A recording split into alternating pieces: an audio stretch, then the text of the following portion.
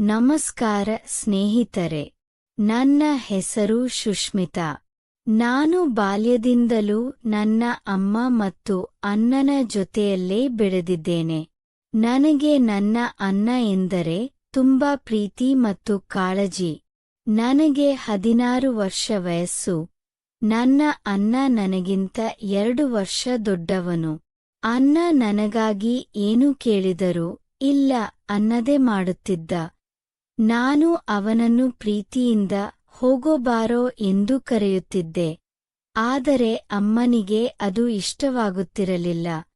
ಅಮ್ಮ ನನಗೆ ಬೈದು ಅಣ್ಣನನ್ನು ಹಾಗೆಲ್ಲ ಕರೆಯಬಾರದು ಎಂದು ಹೇಳುತ್ತಿದ್ದರು. ಒಂದು ದಿನ ಅಮ್ಮ ಮತ್ತು ಅಣ್ಣ ನನಗೆ ತಿರಿಯದ ಹಾಗೆ ಒಂದು ದಿನದ ಪ್ರಯಾಣಕ್ಕೆ ಎಲ್ಲವನ್ನೂ ಸಿದ್ಧಪಡಿಸಿದ್ದರು. ಅಣ್ಣ ಮಾತ್ರ ಅಮ್ಮನಿಗೆ ಗೊತ್ತಾಗದಂತೆ ನನಗೆ ಹೇಳಿದ. ನಾನು ತುಂಬಾ ಸಂತೋಷದಿಂದ ಹೊರಡಲು ಸಿದ್ಧವಾದೆ. ಅಮ್ಮಗೂ ನನಗೆ ಗೊತ್ತಿದೆ ಎಂಬುದು ತಿಳಿದಿತ್ತು. ಅವಳು ನನ್ನ ಕಡೆ ನೋಡಿ ನಗುತ್ತಿದ್ದಳು. ಕೊನೆಗೆ ಎಲ್ಲವನ್ನೂ ಸಿದ್ಧಪಡಿಸಿ ನಾವು ಹೊರಟೆವು. ಅಣ್ಣ ಬಸ್ ಸ್ಟ್ಯಾಂಡ್ಗೆ ಹೋಗಲು ಒಂದು ಆಟೋ ಕರೆತಂದ. ಅಣ್ಣ ನನ್ನ ಪಕ್ಕದಲ್ಲೇ ಕುಳಿತ. ಅಣ್ಣನ ಭುಜ ನನ್ನ ಭುಜಕ್ಕೆ ತಾಗುತ್ತಿತ್ತು. ನಾನು ನಗುತ್ತಾ ಅವನ ಕಡೆ ನೋಡಿದೆ. ಅವನು ಕೂಡ ಮುಗುಳ್ನಗೆಯೊಂದಿಗೆ ನನ್ನ ಭುಜವನ್ನು ಮೃದುವಾಗಿ ತಟ್ಟಿದ. ನಂತರ ನಾವು ಬಸ್ ಹಿಡಿದು ಮೈಸೂರಿಗೆ ಹೊರಟೆವು. ನಾನು ಬಸ್ನಲ್ಲಿ ಕಿಟಕಿಯ ಪಕ್ಕದಲ್ಲಿ ಕುಳಿತೆ. ಅಣ್ಣ ನನ್ನ ಪಕ್ಕದಲ್ಲೇ ಕುಳಿತ. ನನಗೆ ನಿದ್ದೆ ಬರುತ್ತಿತ್ತು. ನಾನು ಅವನ ತೋಳಿನಲ್ಲಿ ನನ್ನ ಕೈ ಹಾಕಿ ಅವನ ಭುಜದ ಮೇಲೆ ಮಲಗಿಕೊಂಡೆ. ಅಣ್ಣನ ಭುಜದ ಮೇಲೆ ನನಗೆ ತುಂಬಾ ಚೆನ್ನಾಗಿ ನಿದ್ದೆ ಬಂದಿತು. ಅವನ ಕೈಯನ್ನು ಬಿಗಿಯಾಗಿ ಹಿಡಿದು ನಾನು ಸುಖವಾಗಿ ನಿದ್ರೆ ಮಾಡಿದೆ. ಕಾಲ ಕಳೆದಂತೆ ನಾವು ತಲುಪಬೇಕಾದ ಸ್ಥಳಕ್ಕೆ ಬಂದೆವು. ನಂತರ ಬಸ್ನಿಂದ ಇಳಿದು ಮೊದಲು ಅಲ್ಲಿಯೇ ನಮ್ಮ ಚಿಕ್ಕಪ್ಪನ ಮನೆಗೆ ಹೋದೆವು. ಚಿಕ್ಕಪ್ಪ ಮತ್ತು ಚಿಕ್ಕಮ್ಮ ಇಬ್ಬರೂ ಪ್ರೀತಿಯಿಂದ ನಮ್ಮನ್ನು ಸ್ವಾಗತಿಸಿದರು. ಸ್ವಲ್ಪ ಹೊತ್ತು ವಿಶ್ರಾಂತಿ ಮಾಡಿಕೊಂಡು ಹಾಲ್ನಲ್ಲಿ ಕುಳಿತು ಮಾತನಾಡುತ್ತಾ ಇದ್ದೆವು. ಚಿಕ್ಕಮ್ಮ ನಮಗಾಗಿ ಬಗೆಬಗೆಯ ಅಡುಗೆ ಮಾಡಿದ್ದರು.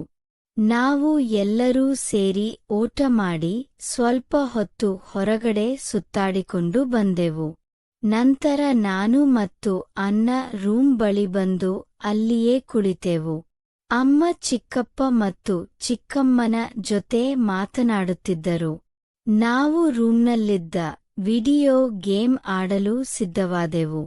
ಅಣ್ಣ ಅದರಲ್ಲಿ ಹೆಚ್ಚು ಅನುಭವ ಹೊಂದಿದ್ದ. ನನಗೆ ಅದು ಮೊದಲ ಬಾರಿಗೆ. ಅಣ್ಣ ನನಗೆ ಆಟವನ್ನು ಹೇಗೆ ಆಡಬೇಕು ಎಂದು ಹೇಳಿಕೊಡಲು ಬಂದ. ಗೇಮ್ನ ರಿಮೋಟ್ ಹಿಡಿದು ಹೇಗೆ ಹೊಡೆಯಬೇಕು, ಏನು ಮಾಡಬೇಕು ಎಂದು ತೋರಿಸಿದ. ಗೇಮ್ನಲ್ಲಿ ಉದ್ದನೆಯ ಮರವನ್ನು ಹೊಡೆದು ಕೆಡವಬೇಕಾಗಿತ್ತು. ಅಣ್ಣ ನನಗೆ ತುಂಬಾ ಚೆನ್ನಾಗಿ ಹೇಳಿಕೊಡಲು ಪ್ರಯತ್ನಿಸಿದ. ಆದರೆ ನನಗೆ ರಿಮೋಟ್ ಹಿಡಿದುಕೊಳ್ಳಲು ಬರುವುದಿಲ್ಲ. ಅದು ಜಾರಿ ಹೋಗುತ್ತಿತ್ತು. ಕೊನೆಗೆ ನನಗೆ ಹಿಡಿತ ಸಿಕ್ಕಿತು. ನಾನು ಅಣ್ಣ ಅಚ್ಚರಿಯಾಗುವಂತೆ ಮರವನ್ನು ಹೊಡೆದು ಕೆಡವಿದೆ. ಮರ ಕೆಡಿದ ತಕ್ಷಣ ಗೇಮ್ನಲ್ಲಿ ಅದರಿಂದ ಕೆಲವು ವಸ್ತುಗಳು ಚೆಲ್ಲಿದವು. ಅದನ್ನು ನೋಡಿ ನನಗೆ ತುಂಬಾ ಖುಷಿಯಾಯಿತು. ಅಣ್ಣ ಸುಸ್ತಾಗಿದೆ ಎಂದು ಹೇಳಿ ಮಲಗಲು ಹೋದ. ಬೆಳಗ್ಗೆ ಬೇಗ ಎದ್ದೇಳಬೇಕು, ಕೆಲಸವಿದೆ ಎಂದು ಹೇಳಿ ಮಲಗಿದ. ನಾನು, ಅಮ್ಮ ಮತ್ತು ಚಿಕ್ಕಮ್ಮ ಸ್ವಲ್ಪ ಹೊತ್ತು ಮಾತನಾಡಿ ಮಲಗಲು ಹೋದೆವು. ಅಣ್ಣ ನನಗೆ ಹೇಳಿಕೊಟ್ಟ ಗೇಮ್ ನನಗೆ ತುಂಬಾ ಮನಸ್ಸಿಗೆ ಹಿತ ನೀಡಿತ್ತು. ಅದನ್ನು ನೆನಪಿಸಿಕೊಂಡು ನಾನು ನಿದ್ರೆ ಮಾಡಿದೆ. ಕತೆ ಇಲ್ಲಿಗೆ ಮುಕ್ತಾಯವಾಗುತ್ತದೆ.